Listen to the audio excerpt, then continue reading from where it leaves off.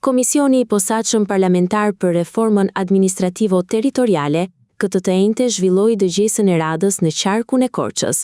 Bashkëkryetari i komisionit Arbian Mazniku, në fjalën e tij, u ndalte sfidat e kësaj reforme, një ndër të cilat, sipas tij, është mbyllja e kapitujve të Bashkimit Evropian. Ne jemi përpara disa sfidave specifike që duhet të shikojmë. Pari na duhen bashki më eficiente se ato që kemi sot. Ne kemi bashki sot të cilat ja dalin performojnë më eficiente, por kemi edhe mjaft bashki të cilat nuk ja dalin të funksionojnë në mënyrë eficiente, aq sa duhet. Sfida e dytë që kemi është zhvillim i qëndrueshëm dhe i njëtrajtshëm.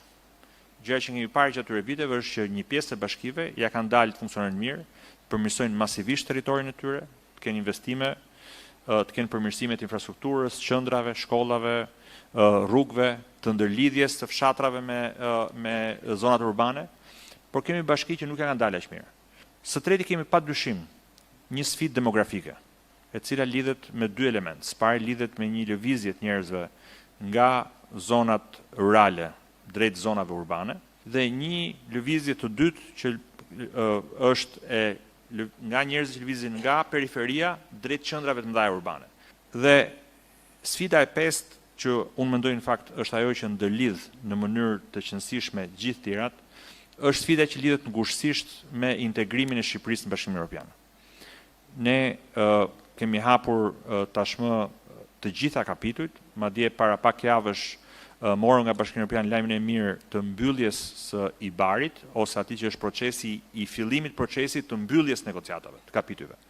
Teksa kjo duket si fjalë burokratike, në thelb do të thotë që ne kemi filluar të dakordsojmë si do strukturohen ligjet shqiptare që të jenë në përputhje me ligjet europiane dhe që ne nga ana institucionale të jemi të gatshëm për të futur në Bashkimin Evropian. Nga ana tjetër, Luciano Boçi, gjithashtu bashkëkryetari i komisionit, u ndalte reformat e mëparshme, të cilat i cilësoi si të dështuara. Boçi theksoi se Partia Demokratike nuk do të pranojë që të ulet numri i bashkive, pasi sipas tij, zhvillimi i territorit duhet të jetë i njëtrajtshëm.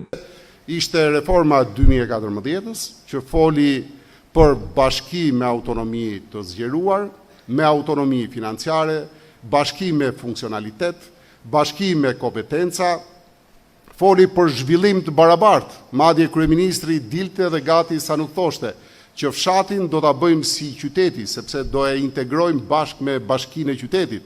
Por realiteti sot është goxha i trisht. U fol edhe për përfaqësim, u fol dhe për përmirësim shërbimeve, ndërkohë që shumë shërbime sot ose janë centralizuar ose nuk jepen fare.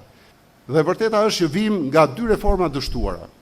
Një e përfunduar e 2014, një e 2022 e pa përfunduar.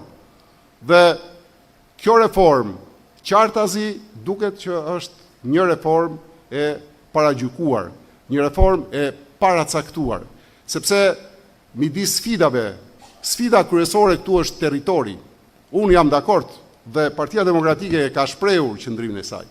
Jemi shumë dakord që t'i japim më shumë kompetenca bashkive, si mjete kryesore, t'i japim funksionalitet, t'i japim autonomi financiare bashkive. Dhe jemi dakord që ne të bëjmë gjithçka që zhvillimi i territorit të jetë i njëtrajtshëm, por ne nuk mund bijem dakord me tendencën dhe qëllimin e qartë që ka shprehur majoranca për të ulur numrin e bashkive. Duke ironizuar, Boçi u shpreh se vetmja gjë e suksesshme e reformës aktuale është se bashkitë janë kthyer në magazina të mbledhjes së votave dhe se pjesa më e madhe e kryetarëve të bashkive në vend kanë dosje në SPAK.